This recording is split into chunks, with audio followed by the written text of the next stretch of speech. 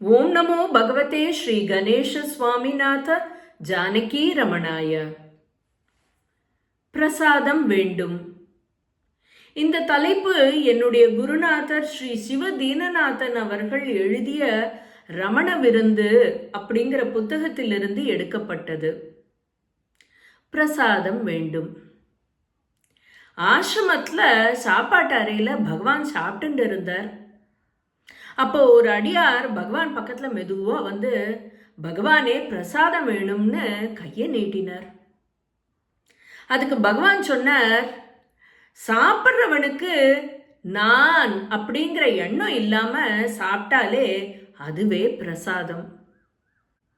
மேலும் பகவான் சொன்னார், ஒருத்தர் வந்து பிரசாதம் வேணும்னு வந்து கேட்பேள். அதுக்கப்புறம் எல்லாரும் வந்து பகவானே பிரசாதம் கொடுங்கோன்னு வந்து கேட்பா. எல்லாருக்கும் பிரசாதத்தை கொடுத்துட்டா இந்த இலையில எனக்கு சாப்பிட்றதுக்கு என்ன இருக்கும்? என்னோட இலையிலேருந்து ஒரு கவளம் சாப்பாடு வாங்கி சாப்பிட்றதுனால என்ன விசேஷம் இருக்கு? அதுவா பக்தி? உள்ள அன்பு இருந்தா போதும்.